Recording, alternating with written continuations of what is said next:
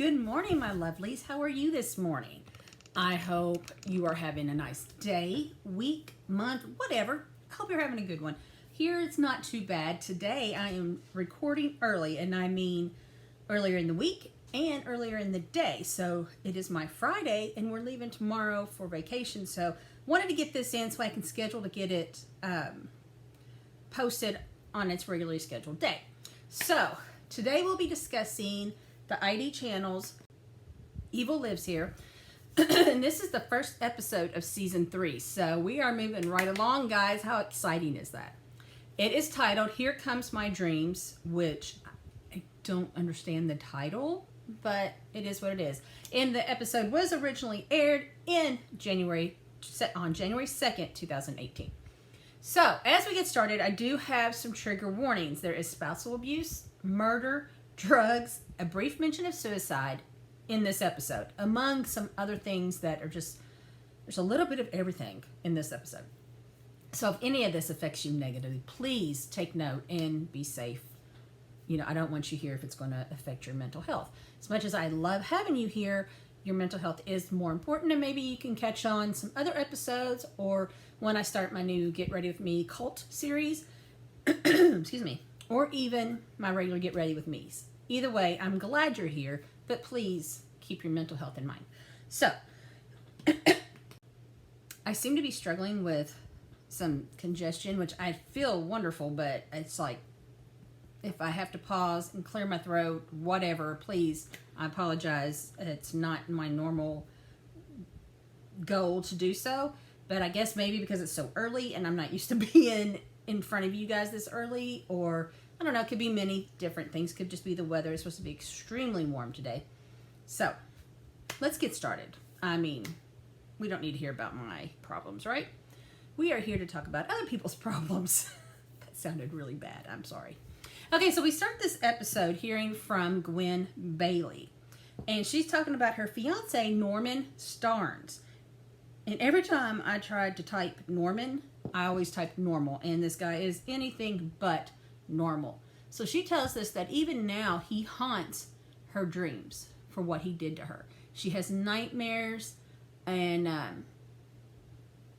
about his actions to her, her son, and others that were involved. And she couldn't believe, or she can't believe, that she fell in love with a man that could do the things that he did. And so she still has nightmares about him chasing her and trying to kill her. So I guess the man of my dreams, or Here Comes My Dreams, sorry, the title of the episode come from this section. But I'm just going to say, literally, it's the only time anything's mentioned. But in mentioning this, we clearly see that she is terrified of this guy. Even now, all these years later, she is terrified of him and what she went through. So, I mean, I guess in a way, it's a good indicator of what's to come, right? We don't know yet where they're at and what location they're at, or the year. Sorry, I was thinking about what I wanted to do and what I needed to say, and they didn't quite coincide, so my brain went blank. So we'll find that out, and if it doesn't tell us in the series, I will look it up and get that information to you. So, Gwen is telling us how she met Norman. So, she was still married to another guy when she met Norman, and she had a son from this fella. And she and her girlfriend, or a girlfriend, just went out to lunch one night, and they went to this local restaurant, and Norman owned the restaurant. They had never met. She really didn't know who he was, but it was a nice restaurant in town, very popular, and he was actually out on the floor the night she was there, and that's how they met. He came by her table, introduced himself, started talking. She said there was instant chemistry. She just really liked this guy. He was just everything she was wanting to find, because she was very miserable in her current relationship. So she doesn't talk much about her first marriage. She just says that she had a son and it was not a happy marriage. So I don't know if there was really anything bad going on other than she just wasn't happy. So she met Norman that night, and he comped her and her friend's meal, and I don't know how it progressed, but they started talking on a normal basis. So probably she kept going back, they kept talking, whatever. So eventually she gets a divorce, and I really don't remember if he was married. For some reason I want to say he was also married and got divorced as well. However, I don't remember, and I didn't write it down. So they started dating,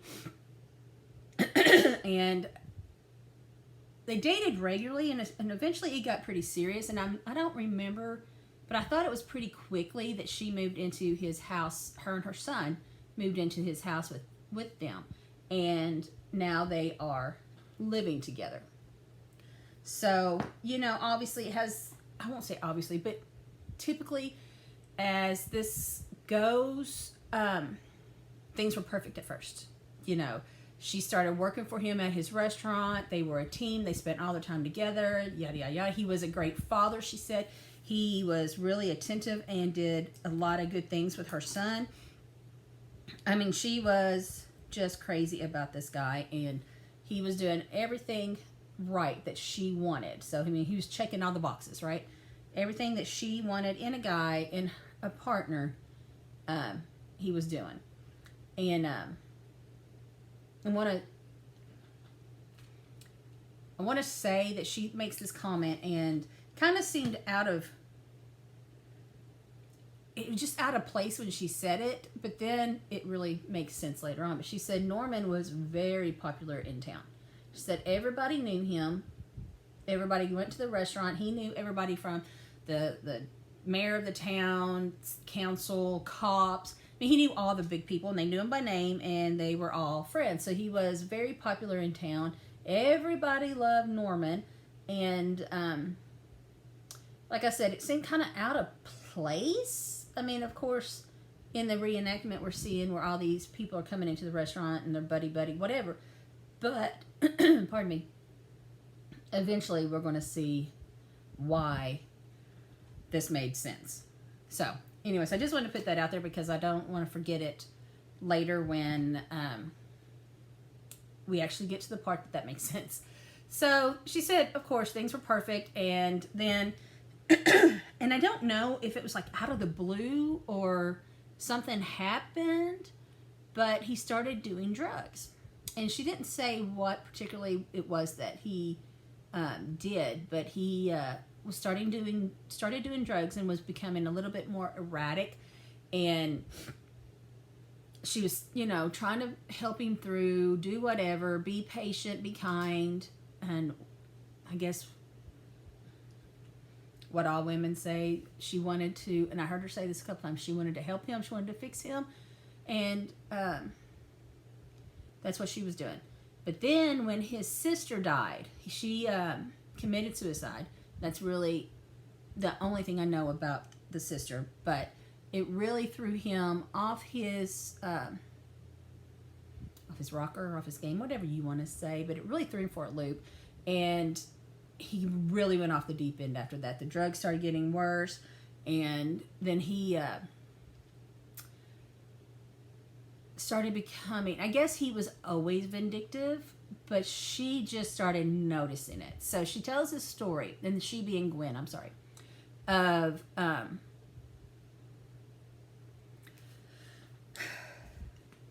Norman was, I don't know, engaged. I don't think he was married, but he was engaged before to this woman who had an affair on him. So she cheated on him with someone from his family. So obviously, you know, not a good situation. They broke up. Things should have just ended like that, right? But, and they did for a while, because Gwen wasn't even aware of this woman until one day this other woman starts calling Norman, wanting to get together. Now, she was married, right? And Norman tells Gwen all this, so it's not like he was going behind her back. She knew he was talking to this woman, but his idea was to completely ruin her life. He was going to get back at her for breaking his heart. And he tapped the phone line, which Gwen said that was very concerning. You know, he's tapping phone lines. For one, most people don't know how to do that. I don't know how to do that. I can maybe record what I'm saying at the time, but I can't go in and just literally tap. But he tapped his phone line, so when she called again, he recorded everything that they said, and he led her on that they were going to meet, and, you know, he really just led her on and on and on. And then he took the tape and gave it to her husband.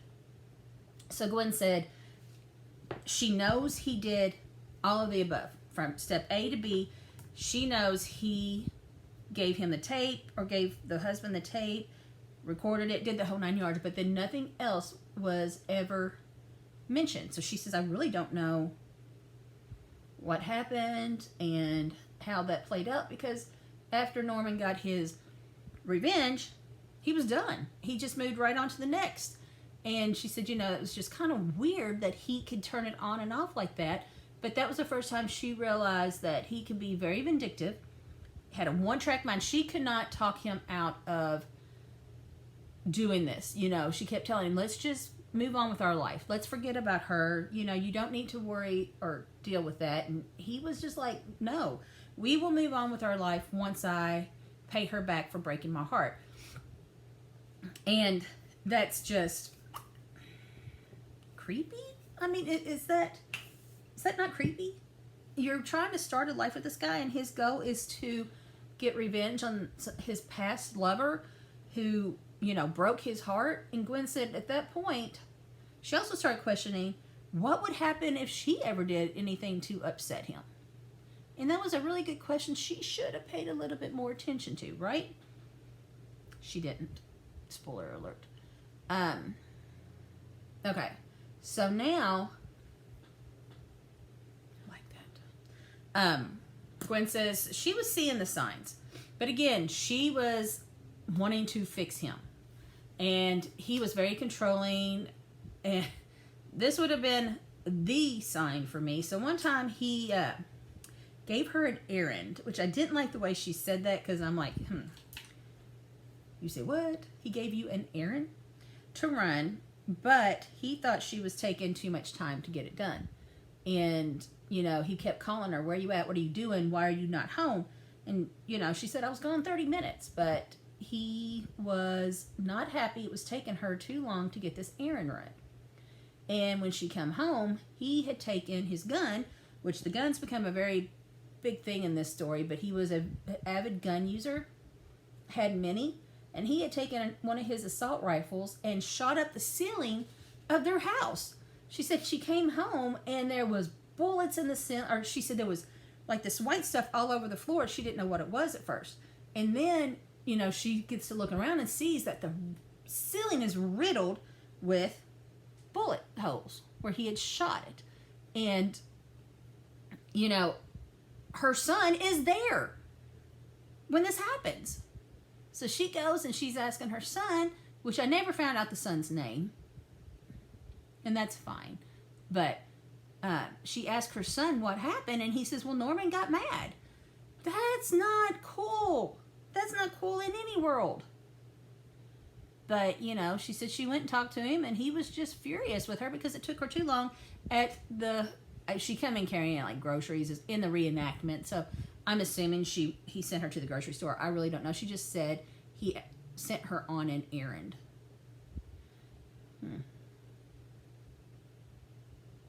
Again. Okay.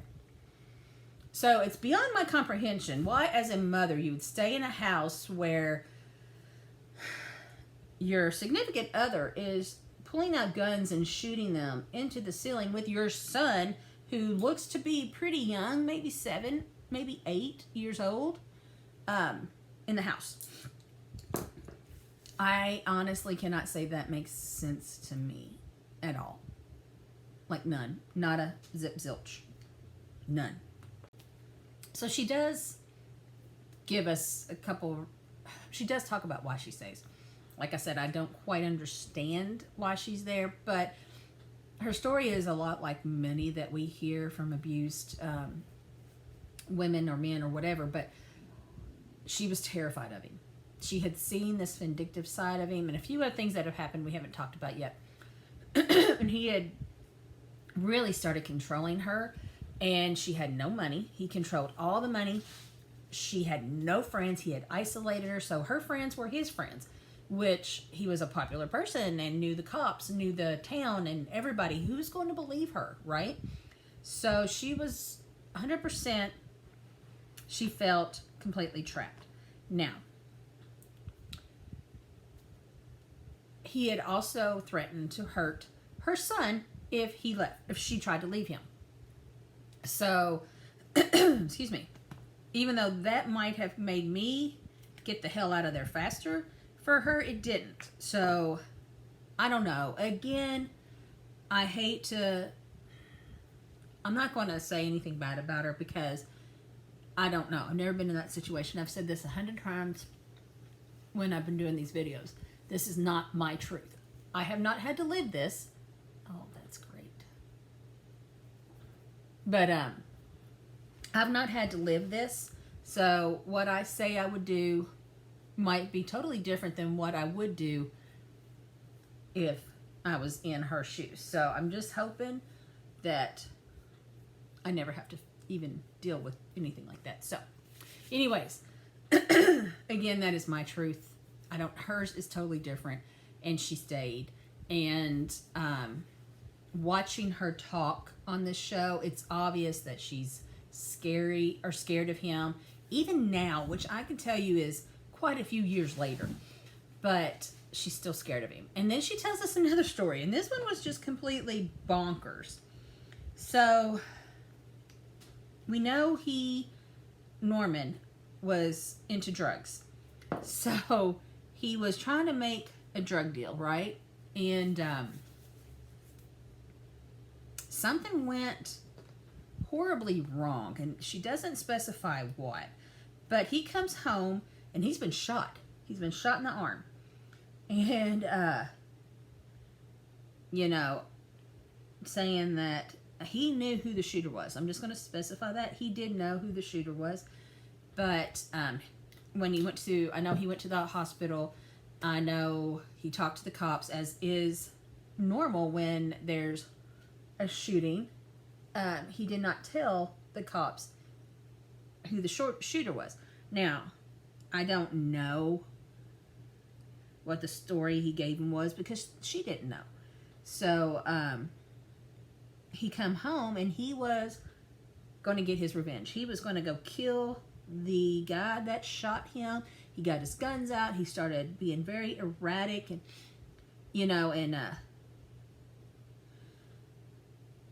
Gwen said, I was afraid he was going to go do it. And because he was so vindictive, right? She had seen his vindictive side, but she had never seen the violent vindictive side. She's seeing it now. But she says, nothing ever happened. He talked the talk, but he never walked the walk, at least to her, knowledge. And she said, honestly, she thinks she lived in a smaller town, apparently. And she thinks if something would have happened, it would have been on the news. So, I'm trying to remember where exactly they live. I know it's at the end of the episode. I'm trying to think, is it a smaller town? I might have just lied. I don't know. We'll find out when we do at the end. So, then she tells us, she's telling us all these crazy stories, right? And I'm like, how? For one, how is this possible that... I don't get it. So, they were looking at a car to buy. And she found one she really liked, but the price tag was a little bit too expensive. So, she's like, no, we don't need it. We can't afford it. Whatever. Well... Norman being Norman and thinks he gets everything he wants, stole the car keys before they left the dealership, right? Then later hired someone to go and steal this car for him.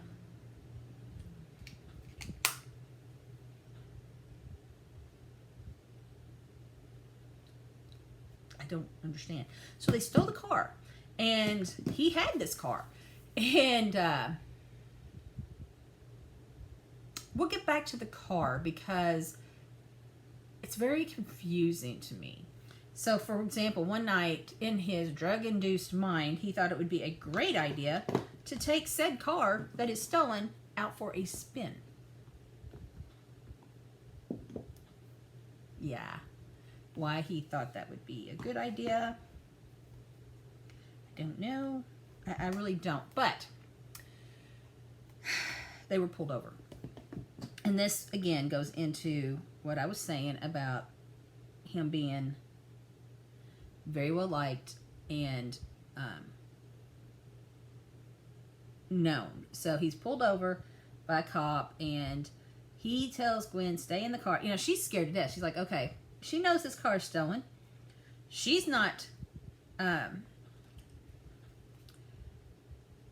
she's sober. So she's not, well, okay. She never says that she does any of the drugs with him or whatever. So I don't know. It's never stated. I don't know if I have a reason to believe she did any drugs. But in this story, she's telling us she's sober. She stays in the car like he tells her to. Like a good little chicken, she stays where he puts her. Actually, that's a really bad analogy because chickens don't stay anywhere you put them. But anyways, like a good little whatever. She stays. He tells her stays, she stays. And I was going to say, you know, puppy or a dog, but my dogs don't stay. So fill in the blank to whatever you have that actually stays when you tell it to. Because I don't have a husband that does. I don't have kids that do. I don't have animals that do. I don't know. Anyways, that's just me being silly. So she stays in the car, and he actually gets out, which in this day and age, we know that's a no-no. You don't get out of the car. But he does. He knows this cop, you know? And they're talking and whatever, and Gwen says, next thing I know, we're leaving. No, he got a slap on the wrist. You know, they never ran anything to find that the car was stolen. I don't know. So nothing was ever done. Norman got away with it. And this is where I'm so confused because I don't know why he was pulled over. I don't know whatever happened to the stolen car. It only is mentioned one other time when I know they still had it and drove it. And when we get there, I'll tell you. I cannot believe it was never found or never anything. You know, it just seems so weird to me, right? But there's a lot of questions on this car. And honestly, I'm going to say I never found any mention of it other than he stole this car afterwards. So his association and the cops knowing who he was kept him from getting in trouble. I don't know. It's so weird because I know, like I said, this is a different time, but now they run your plates, run your, they can even run your insurance before they actually pull you over. So I don't know. Apparently this was not done. I believe this was in the 90s. So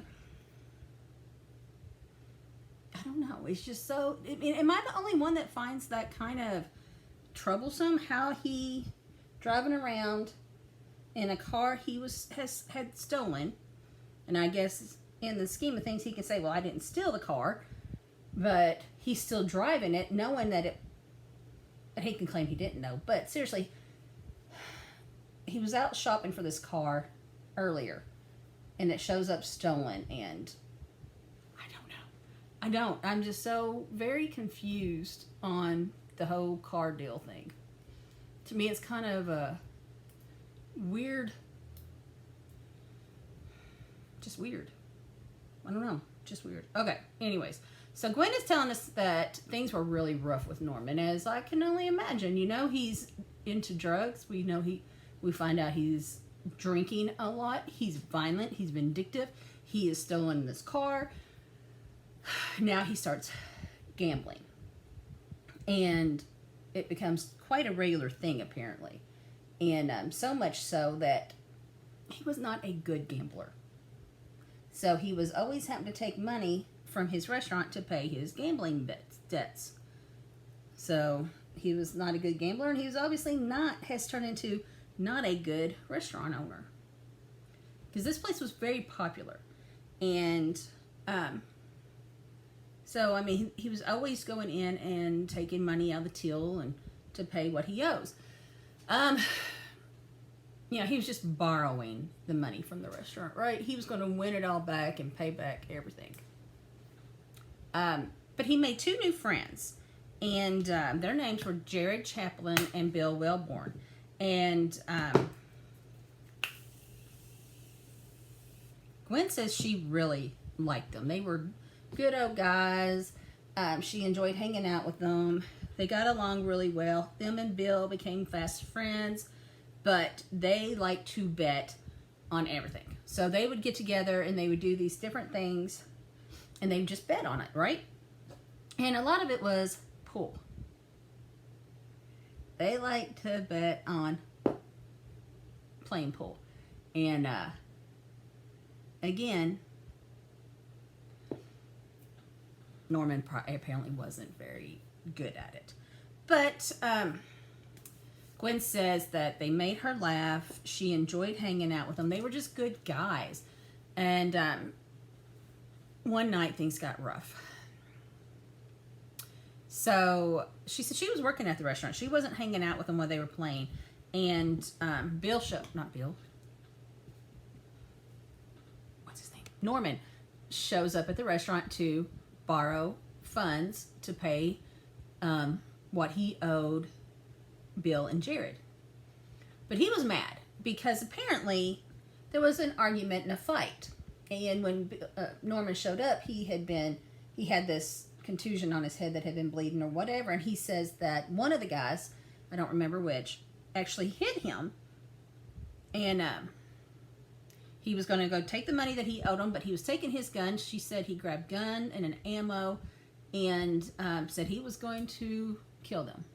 So at this point, Gwen says, you know, he had said he was going to kill so many people. I just didn't even believe it anymore. You know, it was like every time he was upset about something, I'm going to kill them. Every time somebody did something he didn't like, I was going to kill them. You know, she said, whatever. You know, she just did not take him serious.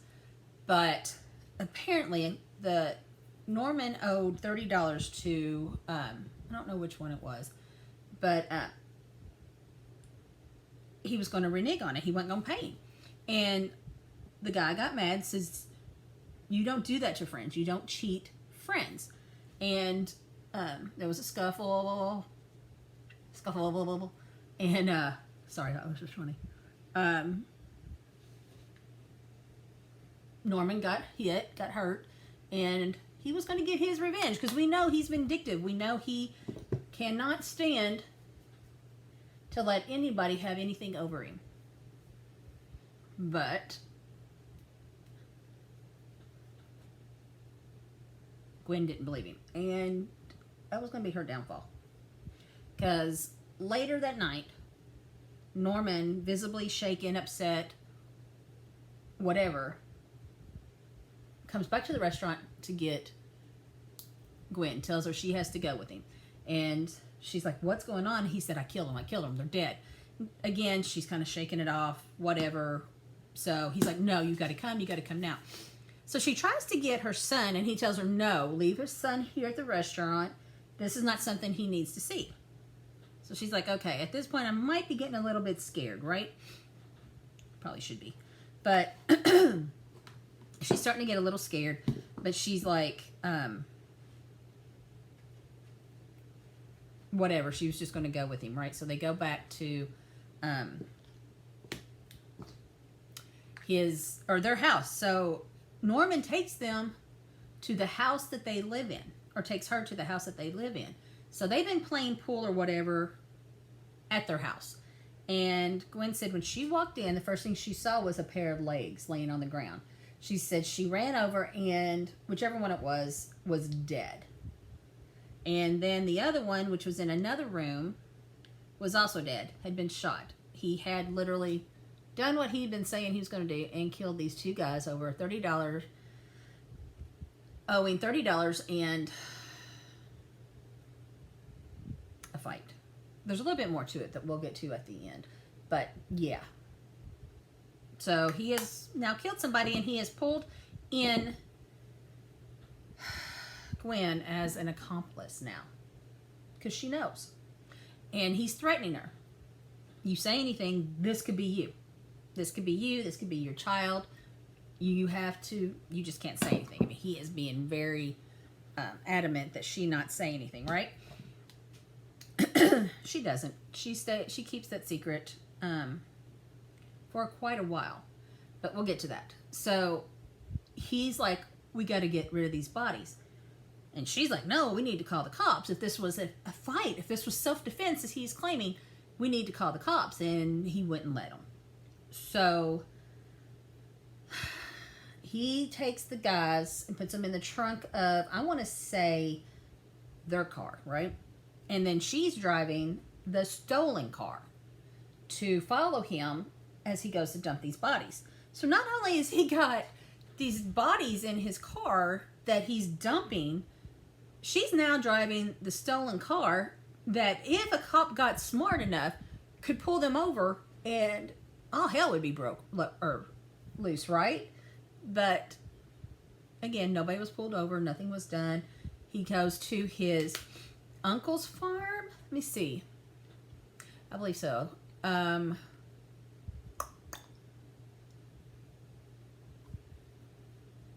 Yeah, his uncle farm, where he ditches the body, just tosses them out, and leaves in their car, leaving Gwen behind. Gwen's like, I can't believe he just left me, and why did I have to follow him if he was still going to drive their car? Which is very good questions, Gwen. Very good questions. I don't have an answer, do you?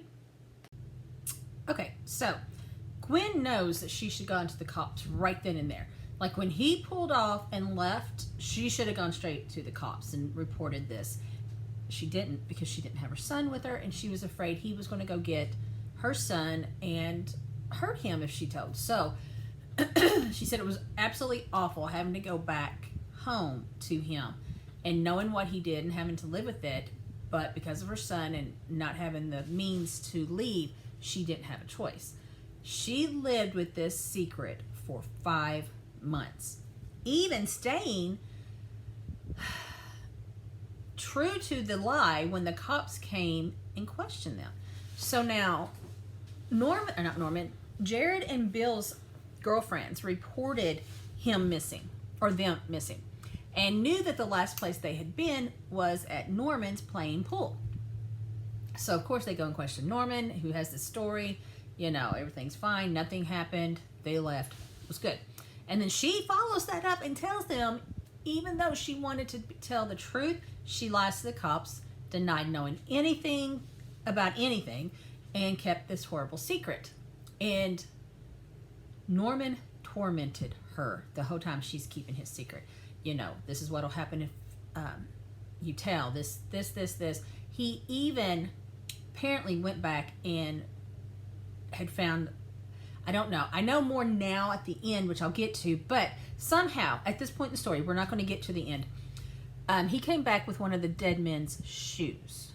And she recognized it from the night she walked in and found him. And Gwen says this shoe was like a trophy to him, which is just sick. So he has the shoe. He even puts it on a pole and in their yard right outside the kitchen window where she sits and does her cooking or cleaning or whatever. So she had to see this shoe all the time. She said it was his trophy and she had to live with it. But as always, there's a breaking point, and sometimes it's good, sometimes it's bad. And in her case, well, we'll just go to it. So Norman got mad at her about something. Lord, we know doesn't take much for Norman to get mad, right? But he got mad and he started to beat her again. Oh, I didn't even tell you that I totally skipped that part of the story. How did I do that? But he would beat her, and he would do it in front of her son. So she stayed through all this with him beating her in front of her son. That was the first time it happened was, and I'm backtracking a little because I need to put some context to what I'm telling you now. But they had gone to a drag race. So apparently this is something that they did together. They enjoyed it. She took her son and they would spend the day out. But one day he got drunk, he got high, whatever it is that he did. And he started accusing her of flirting and showing her breast to other men, even though her son is right beside her. And on the way home, when he's driving, he proceeds to smack her around, hit her, punch her, do everything as he's driving. And as her son is sitting in the back seat. So there's some context that he would beat her and he would do it in front of her child, and she still stayed. Again, this is her truth, this is her story, so it is what it is. But now, back to where we are here. He's already killed 2 people, he's holding it over her, he gets mad at her one day and proceeds to beat the living tar out of her. And goes so far, he starts choking her. And this is the first time he had done that. And she fought with everything she had. She was clawing, leaving marks, whatever. But she was sure he was going to kill her. And she said she had started to black out. And when she started to black out, he let go. So this was the tipping point for her. So she had stayed through everything else, but thinking he was actually going to kill her was enough for him to, or for her to pick up, well, what she does. And I don't know where the son's at because I'm sure she did something to protect him. But she goes to the detective that had questioned her previously about Jared and Bill and tells them that she lied. And she tells him everything. All of it. And even where the bodies are, where they can be found. So after she confesses, she's arrested for an accessory after the fact. And, you know, at the time, I believe she was pretty shocked. But now telling the story, she's like, they were doing their job. She said, I gave them no choice keeping this horrible secret for 5 months. So that's good. At least she understands and is not bitter that, you know, she did this to herself. She should have told her truth, got Norman out of her life, and been done with it instead of living with it for 5 months. But at least she is now, right? So she's arrested, but then Norman is arrested as well. And they found the 2 bodies in a shallow grave on the farm, which I will get back to because as we know, when he first murdered them, he just dumped them off the side of a ditch or whatever on the farm, but now they've been buried.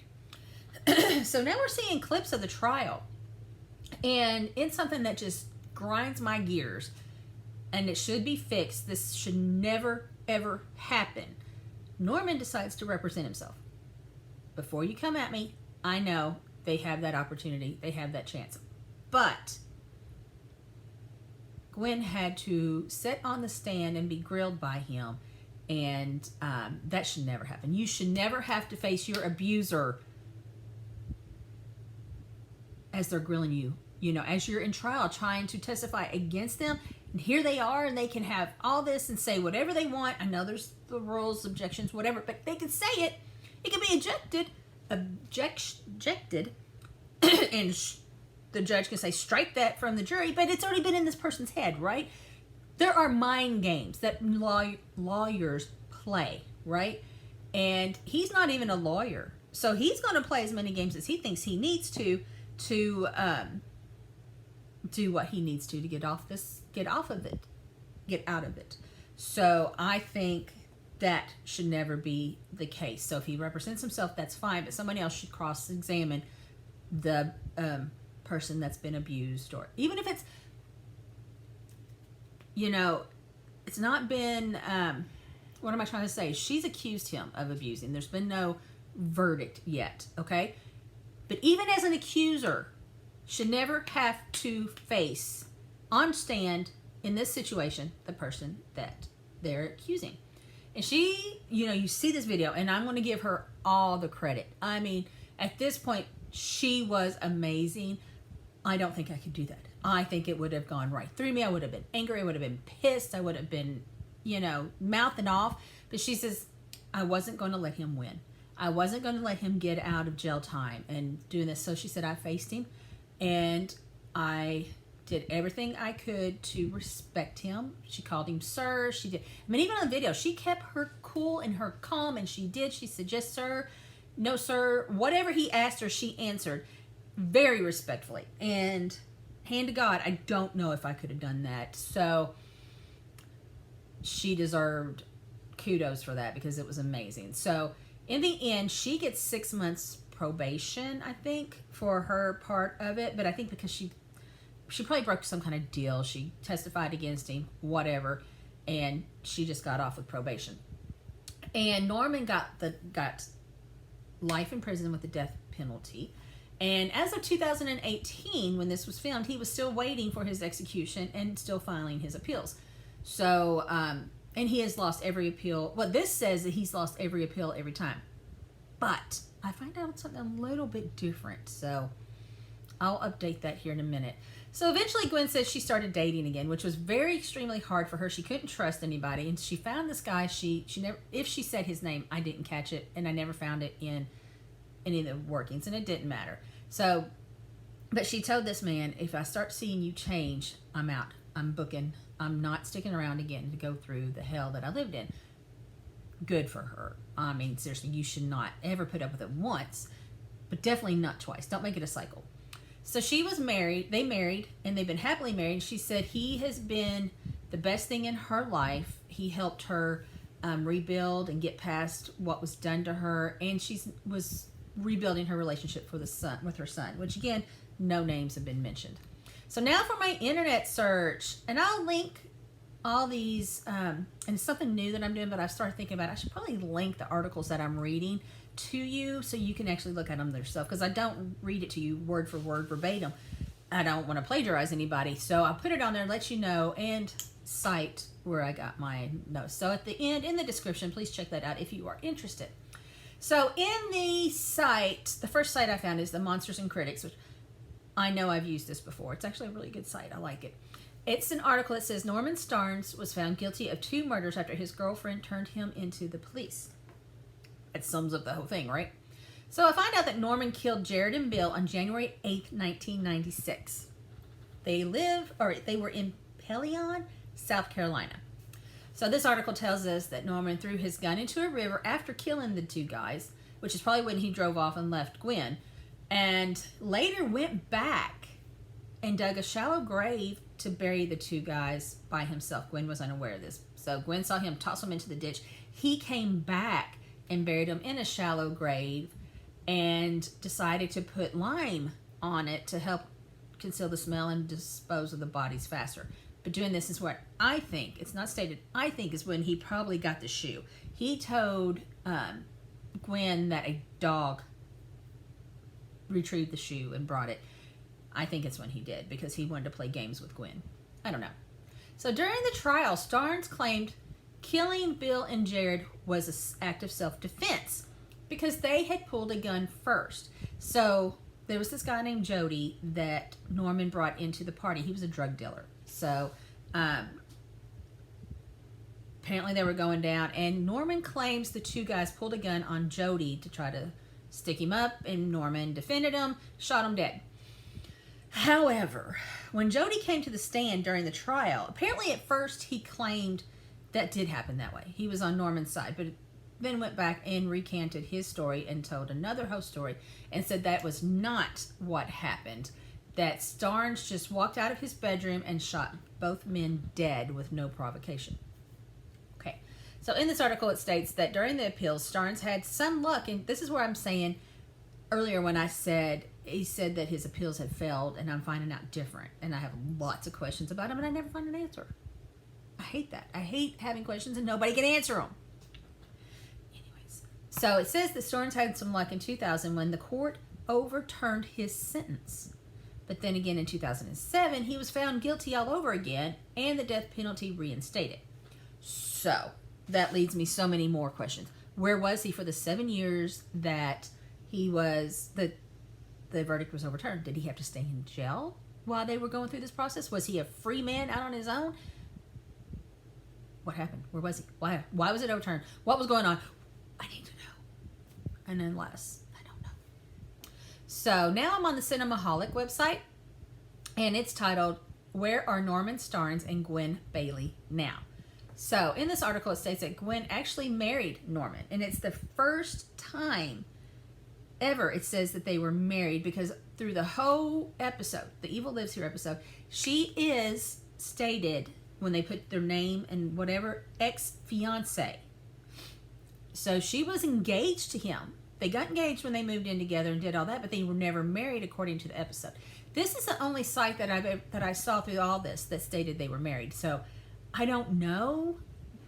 I'm thinking they weren't, just because there was so much other facts saying they were just engaged. But I found it interesting, and it might have been, it was catchier, it brought more views, more clicks, whatever, saying they were married and she turned against him. So I don't know. But that's the only thing mentioned. And I did find that in an article dated from 2021, Norman is still waiting for his execution. So he's still in jail. So in an article from WIS News 10, which is a local news station in South Carolina, Norman argued his own case, telling the jury that he knew the facts better than any lawyer. So he was the better person to do it. However, that strategy failed when he was convicted of murder, and the jury took only 3 hours to bring in that verdict.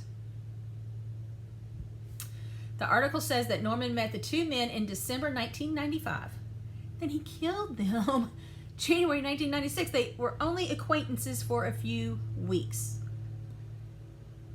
So he met them while trying to convince them to skydive at the local Christmas parade. So remember, I told you he was very into his civic duty. He knew everybody. He was big into town. Everybody knew him. He met these guys trying to bring a little bit of something to the Christmas parade instead of just Santa coming down the thing. And they built a quick friendship, gambled, drugs, alcohol, the whole 9 yards. And a few weeks later, they were dead. And there's not much more I can find. Gwen, like I stated, is remarried and apparently going on 21 years as of 2018. So she apparently married him pretty quickly. I'm doing the quick math here. 97, 98 maybe. I don't know. Don't quote me on that. Math is my daughter's specialty. Mine is reading true crime. So I did try to find something about the son. Like I said, I really had no luck. I had no name. I had no age. Nowhere did it specify. And when I looked for it, the only thing stated was that Gwen was working at the time to rebuild this relationship. And it was dated back in 2018 or so. So I really don't know much about the son. I wish him the best. I hope he has been able to move on from this. And I hope he didn't follow in the same footsteps like we saw the last episode. But apparently not. He wasn't plastered all over as being an apple off the fallen tree or whatever, you know. So let him have his peace. I pray for the best for him. But Norman is still on death row, and I did confirm that. I found a current list of death row inmates in South Carolina, and he is listed. So that's the story of Gwen and Norman. There was a lot going on, like I said, and I hope I didn't forget much, because I know I forgot the whole being abused in the car after the drag race, so I hope I didn't miss much of it. But there was so many twists and turns, so much going on. There was so many signs that were ignored and overlooked in the hope of being able to fix somebody. So let me know your thoughts. Let me hear it. What did you think about this? Please like this video. Share it if you think someone else that you know would enjoy it. And don't forget to hit that subscribe button, guys. I appreciate all of you. So, hope you have a beautiful day. Stay safe, be kind, and until next time, goodbye.